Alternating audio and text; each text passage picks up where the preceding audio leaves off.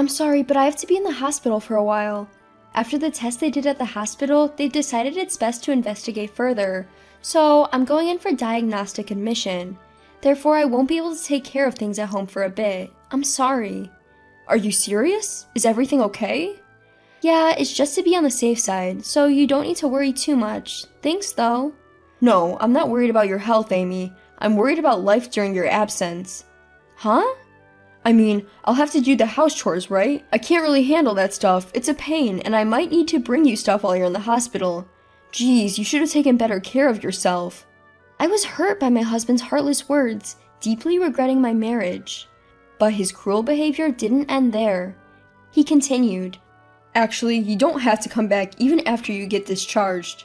What do you mean? I've been thinking about this for a while. Women are such an expensive creature. Even now, you're saying you have to be admitted for tests, and that costs money, right? It's just a constant drain on our finances. I've been regretting my decision a lot lately, wondering why I married you in the first place. So you don't have to come back. I don't want to see the face of someone who can't earn money and only consumes it. The moment I heard these words, I decided to divorce. I don't want to spend the rest of my life with someone who can't cherish his wife. Alright, I'll grant you your wish and divorce you. Wow, really? You're probably just saying that in the heat of the moment, right? No, I'm serious. I'll start the procedures tomorrow, and you won't have to see me anymore so you can be relieved. Huh, is that what you mean? My husband looked surprised. He probably didn't understand the situation, and he certainly doesn't know everything about me. There's one thing I've kept secret from him, and I'm sure he'll be surprised when he finds out. About 3 years ago, my husband and I met through an arranged date and decided to get married. My original life plan was to be married by 28 at the latest, but things didn't go as planned. By the time I turned 30, it seemed like I was the only one not married amongst my peers. My mother kept asking me to get married while she was still alive, and I started to feel the pressure. It's not that I didn't want to get married. It's just that no relationship lasted long enough for marriage to be a possibility. Except for one man. I thought we would eventually get married, but during our second year together, I lost contact with him. One day, I went to his house without telling him and saw him entering the house with an unknown woman. Not just the two of them, but two other people who looked like her parents also went in. That's when I knew. He had dumped me. After that, I chose a more certain path and arranged a date, which is how I met my current husband. The first time I met him, I thought he was a calm and kind person, though it may sound cliche. I was in a rush to get married and I thought, why not him, and started to seriously consider marriage. Our parents seemed finally relieved, and our relationship proceeded smoothly until we got married. It was good that I was finally able to put an end to my single life, but my husband began to change gradually after we got married. When we got married, he started to set up some kind of rules for our life together.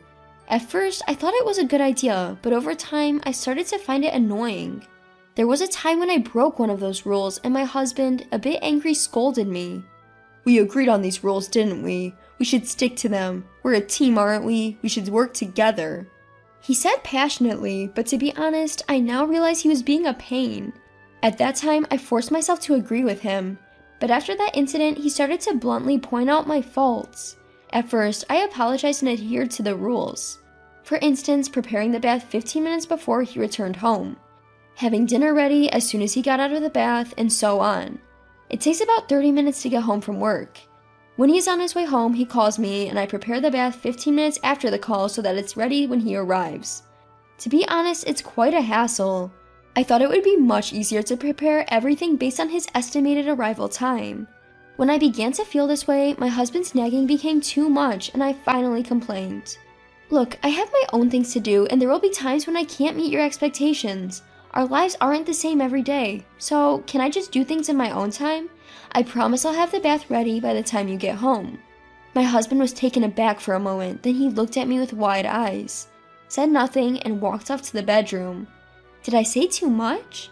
I started to feel a bit guilty. But then he came back from the bedroom. I was about to say something when he slammed something down on the table. When I saw what he had put down, I was stunned. What does this mean? What is this? Can't you see? I'll explain. This is a divorce paper. It's used to dissolve a marriage. I'm not asking about that. I'm asking if you're serious about this. Plus, it's already filled out. Did you plan to divorce from the beginning? That's right. I prepared the divorce papers at the same time as the marriage papers. We were strangers living together, weren't we? We can't expect everything to go smoothly when two strangers live together. So I was prepared for this. Plus, I told you at the time of our marriage that we should always keep our promises, didn't I? If you can't keep them, it's only natural to divorce. I can't believe it. I realized then that the kindness he was showing during our matchmaking was a lie. He was always prepared for a divorce. Thinking about this made me feel pathetic for having been happy about our marriage. Should I just sign the divorce papers in front of me and get it over with? But I decided to think calmly. If I divorce now, it will undoubtedly disappoint my parents, friends, and relatives who were so happy for me. And considering my age, I wasn't sure if I could find another partner if I divorced now.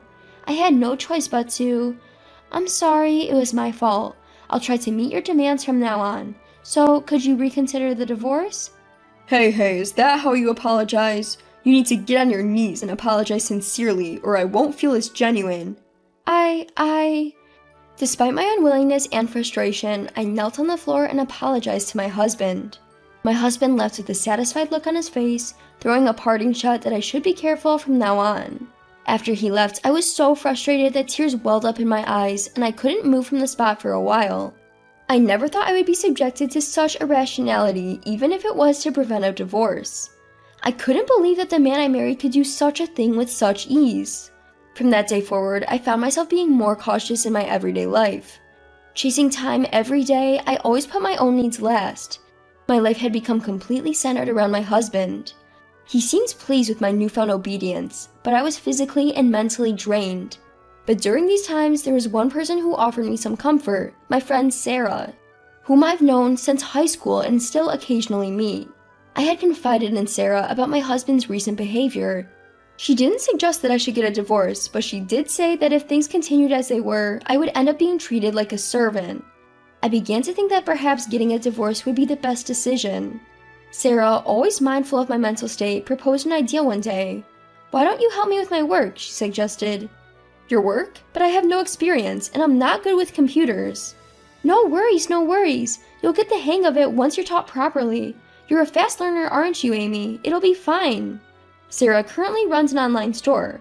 I had heard before that she makes a substantial income. I had thought she was still managing everything by herself, so why did she ask me? She told me she could use an extra pair of hands. Looking back, I think Sarah was just trying to help me, knowing that I was feeling stifled in my day-to-day life. I had been looking for a breather myself, so I eagerly agreed. I was unsure whether I should tell my husband about this, but Sarah advised me to keep it a secret. After all, if he says no and you lose this, you'll have nowhere to escape. It's not like you're having an affair. It's okay for a married couple to have a few small secrets. If he asks, just tell him you're going to hang out at my place. And so, a few days later, I started working at Sarah's house. The work mainly involved using a computer, and initially, I struggled a lot and had to rely on Sarah for guidance, but I gradually got used to it. Of course, when I returned home, my life would revolve around my husband again, but having a place where I could take a breath made me feel considerably better. And I started earning a decent income as well. However, I didn't want to earn too much because I was under my husband's financial support, so I asked her to adjust the amount I was paid. But perhaps due to the daily stress, I fell ill one day and had to go to the hospital. There, they suggested that I should be admitted for testing. I hope it's nothing serious, but the doctor said it would be better to get tested, so I agreed. When my husband came home and I told him about it, his response was utterly callous. "How long will you be in the hospital for tests? And who's going to take care of me while you're gone?" "Well, I'm not exactly sure about that." "Hey, you can't just casually decide to check yourself into the hospital. You need to properly prepare. Get someone to have a hot bath ready for me in 15 minutes before I get home." I could ask my parents." "Think, will ya? If we get your mother involved, where does that leave me? Don't you know someone more discreet, someone we can rely on?" "That's too much to ask. Sorry, but you'll have to manage it yourself." In the end, the husband grudgingly accepted, muttering complaints. "I'll have you working hard when you get back from the hospital." Hearing this over and over again reminded me of something Sarah had once said. It's okay to tell him he's wrong, and if that leads to divorce, then so be it. Remembering this, I finally stood up to my husband. "I'm the one going in for testing, aren't I? Can't you even say something like, take care, or show some concern?" "What?" "It's the same with the household chores. Can't you manage that on your own? I'm not asking you to manage a large family's worth of chores, just your own. If you can't do that, you're no better than a helpless child.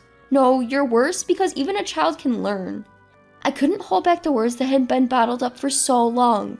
What? Have you forgotten what you apologized for the other day? If you talk to me like this, I'll divorce you right away. Are you okay with that? I don't care. Your king-like delusion is extreme. I see. You don't have to come back after you're discharged. You're not fit to be my wife, not being able to earn a dime. I really picked a losing ticket with you. Fine, let's get a divorce. I have some time before I'm hospitalized for the test, so I'll start the proceedings. Is that okay? You sure about this? You won't be able to take it back. I might still forgive you if you apologize now and write a promise or something. How's that sound? I have no intention of apologizing. I want a divorce.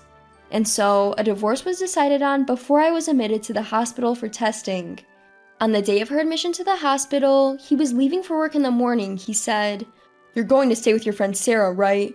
But you won't have time for fun anymore. You have to earn your own living, no time for hanging out. Or is your friend one of those women who lives off her husband's money? That man must be blind to have a wife who's only good for spending his money. He's probably a weak husband who does whatever his wife says. Anyway, do your best to earn a living." He left, smug as if he'd won, not knowing that I was actually working. This meant I wouldn't have to adjust my income anymore. And he didn't realize that it was his position, not mine, that was precarious. I went to the hospital for testing, nervous about what might be found. But everything was fine, and I was able to be discharged without any issues. Sarah came to pick me up on the day I was discharged. I was helped out of the hospital, and I started working at Sarah's house the next day. I had already signed a lease for an apartment, and all that was left was to move out my belongings from my husband's house. A few days later, I had arranged for movers to come and help my move. After moving out my belongings and returning home, I finished my work at Sarah's house the next day and found a bunch of missed calls on my phone. The calls were from my husband. Thinking I might have left something behind, I answered the phone. "Hello? Don't call me so many times when I'm working. What do you need?" "Hey, you're the one who ratted me out, aren't you?" "What are you talking about?" "Sarah's husband. He's the area manager." "Oh, really?" You knew, didn't you?" "Who knows?"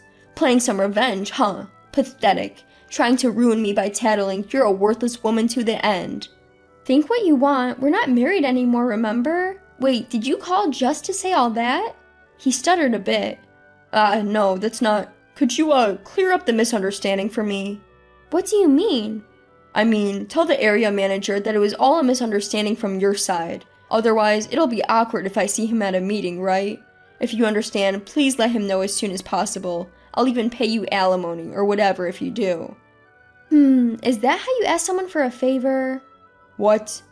"Do you always act like this when apologizing? If you're going to apologize, you need to be truly sorry, from the bottom of your heart right down to the ground." Those were words that my ex-husband once said to me. I won't let him say he can't. Ugh, grrr. "Oh, switch to a video call? I can't see anything through a phone call." He switched to a video call, revealing himself. I'm truly sorry for what happened. Please clear up the misunderstanding with the area manager." He prostrated himself on the ground. But I'm the type to return what I receive, and double at that. Sorry, the signal's kinda bad. I couldn't see anything, so I can't clear up any misunderstanding. Bye now." "Hey, wait a minute." The call ended there. And so, this incident came to a close. As for my ex-husband, the rumors spread to other store managers at meetings attended by the area manager. He found it hard to stay and submitted a transfer request and was subsequently moved to another region. He couldn't resign due to his high position and good salary, but the rumors followed him to his new location, leaving him no place to escape. He seems to be working quietly now. Since then, I have been working with Sarah and our business is booming. We plan to expand and venture into various other businesses. I'm truly grateful to Sarah. If Sarah hadn't been there, I might still be a maid today. So, if she ever needs help, it's my turn to be there for her. That's the only way I can repay her kindness.